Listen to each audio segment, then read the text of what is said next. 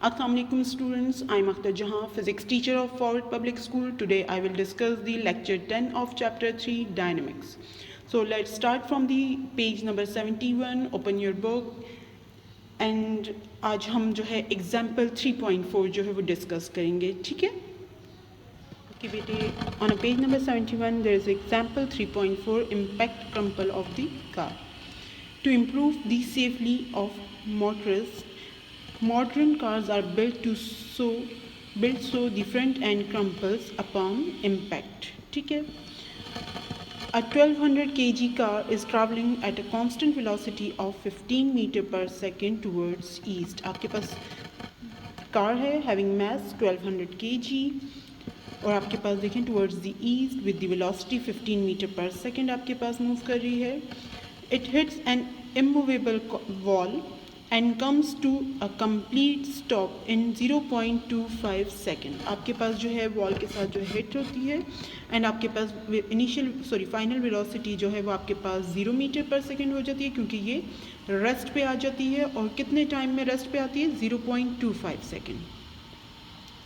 Next आपके पास देखें, आपके पास आपने फाइंड आउट क्या करना है.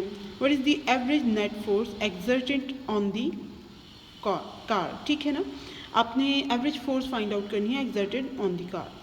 What would be the average net force exerted on the car if it had a rigid bumper and frame that stopped the car in 0.040 second. अब देखें दोनों टाइम इंटरवल्स को देखें. ये आपके पास 0.04 सेकेंड है और ये 0.25 सेकेंड है. ठीक है ना. अब हमारे पास जो है जो हमारा प्रीवियस नॉलेज है, मतलब जो हमने change in momentum related with the net force किया था, तो उसमें आपके पास यही था ना कि सडन चेंज जो है उसकी चेंज इन अ मोमेंटम जो होगा उससे आपको क्या मिलेगा? फोर्स इंक्रीज़ हो जाएगी. सही है. तो हम यहाँ पर जाहिर सी बात है अगर हम यहाँ नेट फोर्स फाइंड आउट करेंगे तो as compare to this case उसकी वैल्यू ज़्यादा होगी. ठीक है, चलिए हम स्टार्ट करते हैं इसका सलूशन. लेकिन काइंडली अपने साथ कैलकुलेटर, रफ कॉपी, पेंसिल रखें. ठीक है ना. Okay, first of all we write the given. तो आपके पास गिवन में mass of the car given है m is equal to 1200 kg.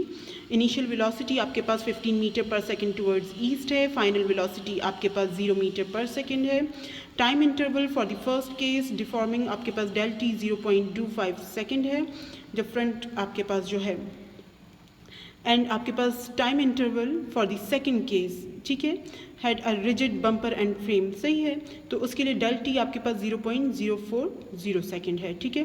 Required आपके पास जो है दोनों केसेस के लिए आपने क्या फाइंड आउट करना है? Average net force for deforming find out करना है, average net force for rigid find out करना है. ठीक है, रिजिड बम्पर फाइंड आउट करना है. तो बेटे चलिए हम स्टार्ट करते हैं. Now let's start from the point part A. By Newton second law in terms of momentum F is equal to m into v F minus we I divide by del t. आप ये क्यों formula use करिए? That's क्योंकि आपके पास given में v f, v i, del t and mass given है. That's why हम ये फार्मूला यूज़ करेंगे. F is equal to 1200 kilogram. Zero आपके पास जो है फाइनल वेलोसिटी माइनस 15 मीटर पर सेकेंड टूवर्ड्स ईस्ट आपके पास इनिशियल वेलोसिटी है. 0.25 सेकेंड आपके पास टाइम इंटरवल है. ओके, आपके पास जो है 0 माइनस 15 जो है आपके पास माइनस 15 आ जाएगा. माइनस 15 को 1200 से हम मल्टीप्लाई करते हैं तो हमारे पास 18,000 आता है. आप चेक भी कर लें. तो आप देखें यहाँ पर आपके पास 1200 मल्टीप्लाई बाय आपके पास जो है 15.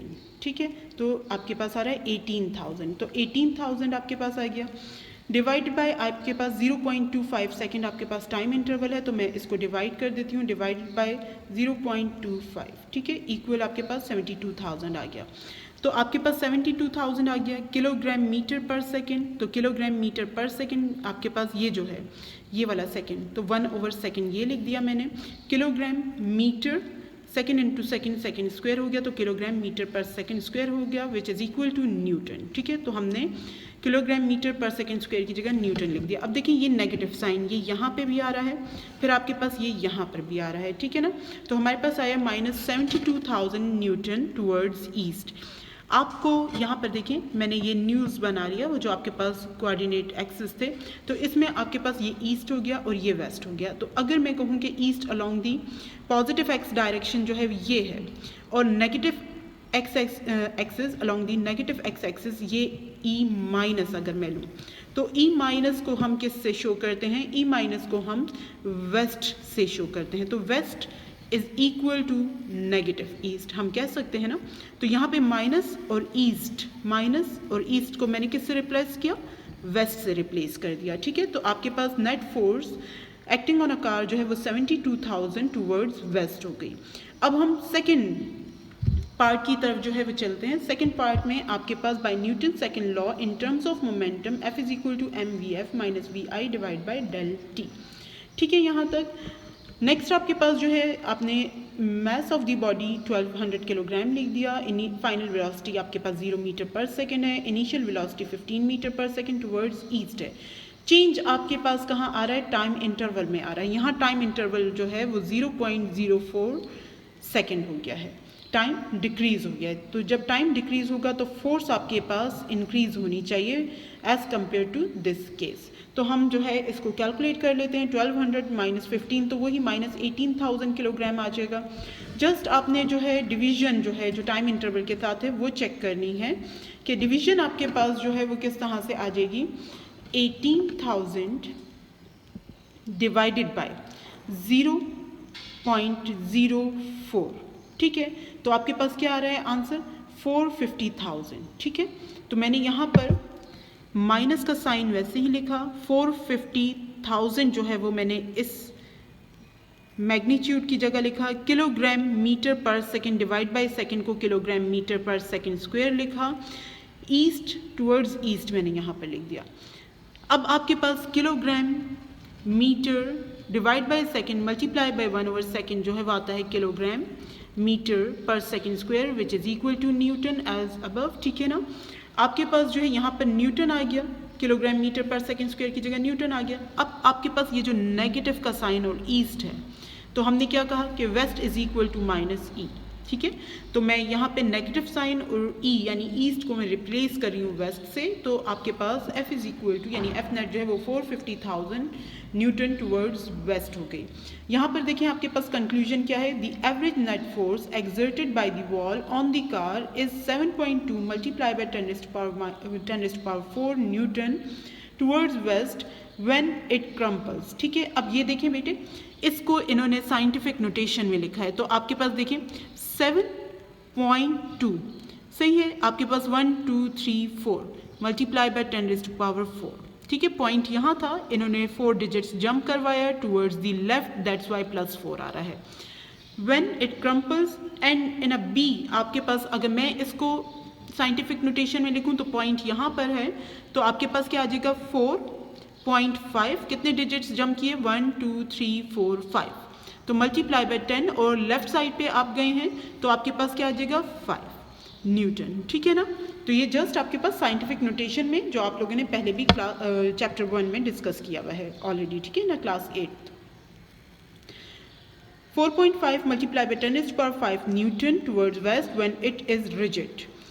The change in momentum is the small in both parts is 18,000 kilogram meter per second, ठीक है ना। But the time intervals are different, so the average net force is different in both these situations. The magnitude of force on the car when with the rigid frame is more than 6 times greater than when the car crumples. I guess आपको ये बात समझ आ गई होगी कि जब आपके पास sudden change आता है तो आपके पास मतलब sudden change in a momentum जब आपके पास आता है तो नेट फोर्स जो है वो इंक्रीज हो जाती है। ओके बेटे, अब यहाँ पर आपके पास एक असाइनमेंट गिवन है on a page number 72। Assignment आपके पास है 3.4, तो काइंडली आप इसको सॉल्व करें बाय योरसेल्फ ताकि आपकी प्रैक्टिस हो, आपको पता चले आपको टॉपिक कितना क्लियर है। ओके, इंशाल्लाह नेक्स्ट वीडियो में नेक्स्ट टॉपिक के साथ। अल्लाह हाफिज़, thank you, stay safe, stay home.